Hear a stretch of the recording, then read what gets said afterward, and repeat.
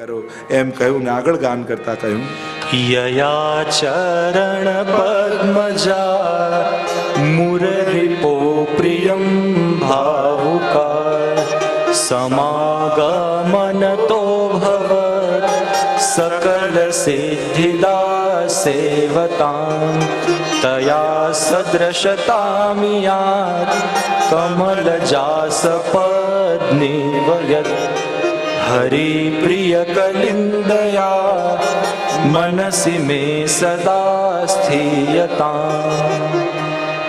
યયા ચરણ પદ્મજા મુરરિપુઃ પ્રિયમ ભાવુકા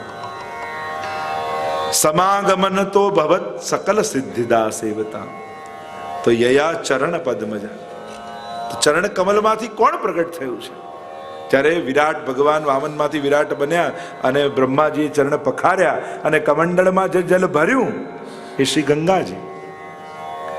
તો યયા ચરણ પદ્મજા મુરરિપો પ્રિયમ ભાવુકા, ઠાકોરજીને પ્રિય થયા. કેમ? સમાગમન તો ભવત સકલ સિદ્ધિદા સેવતા, કે શ્રી યમુનાજીના સંગમ થવા માત્રથી શ્રી ગંગાજી પણ પ્રિય બન્યા છે. સકલ સિદ્ધિના દાત્રા બન્યા છે, એ પણ આપનારા થયા, દાતા થયા. તયા સદૃશતામિયાત કમલજાસ પત્ની વયત. લક્ષ્મી સિવાય આપની સરખામણી કોની સાથે કરી શકાય? પણ આપ તો એના કરતા પણ અધિક છો. જો લક્ષ્મીજી અને યમુનાજીમાં ફરક એટલો, જે ઠાકોરજીની સેવામાં આવે લક્ષ્મીજી એને શોક માને. અરે મારી શોક આવી, મારી સેવા ગઈ, મારા ભાગની સેવા લઈ જશે, એવો ભાવ લક્ષ્મીજીને આવે. અને યમુનાજીને એમ થાય ચલો એક સખી વધી છે, ઠાકોરજીને સેવામાં હજી આનંદ આવશે, હજી સુખ મળશે, હજી સેવા સુંદર રીતે થશે, ચલો એક સખી આવી, આવો ભાવ યમુનાજીને થાય છે. એટલે આ લક્ષ્મીજી કરતા પણ, કારણ કે લક્ષ્મીજીનું આરાધન કેવલ કરો તો મોક્ષ સુધીનો અધિકાર થાય, પણ યમુનાજી તો એનાથી વિશેષ આપનારા છે. સાક્ષાત ભગવદ લીલામાં પ્રવેશ કરાવનારા છે, લીલા રસનો અનુભવ કરાવનારા છે. અને એટલા માટે કહ્યું તયા સદૃશતામિયાત કમલજાસ પત્ની વયત હરિપ્રિય કલિંદયા મનસી મે સદા સ્થિયતા. હે હરિની પ્રિય કલિંદયા, એ કાલિંદી, કલિંદ ક્રિમ દતિ ખંડયતી તિ કાલિંદી, જે કલિયુગના દોષોનું ખંડન કરવા વાળા છે એ જ કાલિંદી છે. અને એટલા માટે આ કાલિંદીનું સ્મરણ કરો તો આ કલિયુગનો જે પ્રભાવ છે એ ક્યારે તમારા પર ન થાય. અને એટલા માટે નિત્ય દરેક વૈષ્ણવે એક યમનાષ્ટક તો ઓછામાં ઓછો જરૂર કરો. શ્રી યમુનાજીની કૃપાના અધિકારી થશો તો સઘળા પ્રતિબંધોનો નિવૃત્ત કરી ઠાકોરજીમાં પ્રેમની અભિવૃદ્ધિ કરી અને ઠાકોરજીની લીલામાં મેળવી દેશો. કલિયુગના દોષોને મટાડનારા હે પ્રભુના પ્રિયા, મનસી મે સદા સ્થિયતામ, સદાય મારા મનમાં બિરાજો, એમ કહી આગળ ગાન કરતા થયું.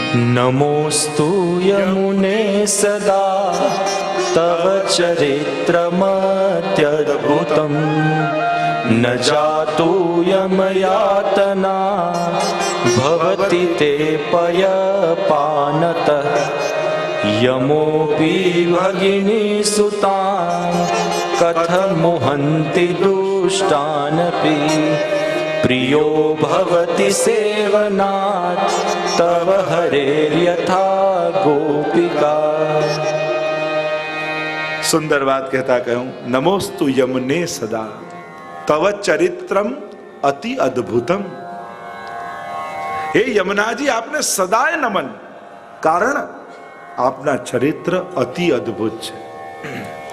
તો અદ્ભુતમ ક્યાં હૈ? ટીકામાં કહ્યું અસાધનમ સાધનમ કરોતિ ઇતિ અદ્ભુતમ. જે અસાધનને પણ સાધન માની લે એ જ અદ્ભુતતા છે. અસાધન ને સાધન એટલે એવું કામમ ક્રોધમ ભયમ સ્નેહમ ઐક્યમ સૌર્ધમેવ ચ. શિશુપાલે 100 ગાળો ભગવાનને આપી. હવે ક્યાં એવું લખ્યું છે ગાળો આપવાથી ભગવાન ઉદ્ધાર કરે?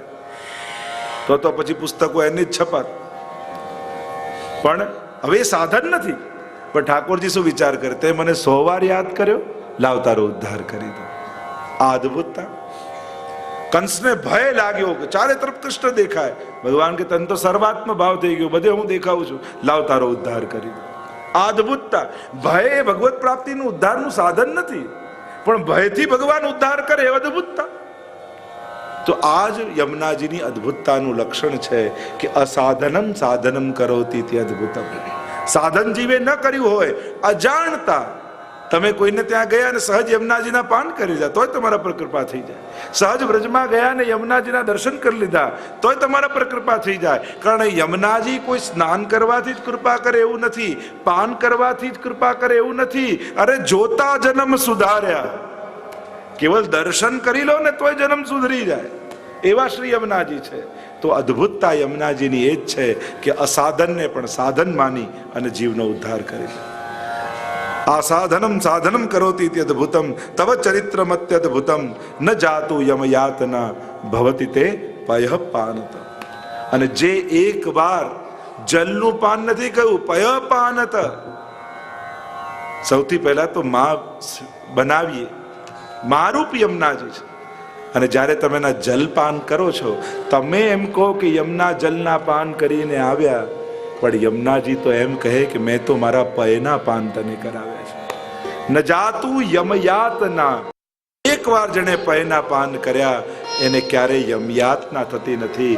કારણ ન જાતું પ્રિયમોપી ભગિની સુતાન કથમ હંતિ દુષ્ટાનપી. યમોપી ભગિની, યમુના તો બહેન છે, અને જેણે એક વાર યમુનાજીના પાન કર્યા, યમરાજા તો એના મામા થાય. અને એટલા માટે મામાથી બીક લાગે. માં મારે પણ મામા ન મારે. આપણે કહીએ ને કે ઉલટાનો સૌથી પ્રિય મામા. એટલે કે યમોપી ભગિની સુતાન કથમ વંતિત. દુષ્ટ હોવા છતાંય ભાણે છે, કેમ મારે? એ તો એની બધી ઈચ્છાઓ પૂરી કરે. વેકેશનમાં બાળકો મામાને ત્યાં રહેવા જાય ત્યારે જે જે ઈચ્છાઓ ઘરે પૂરી ના થતી હોય, મામા બધી પૂરી કરી આવે. તમે મામાને ત્યાં રહેવા ના જતા, નહીં તો યમરાજ કે મામા યમો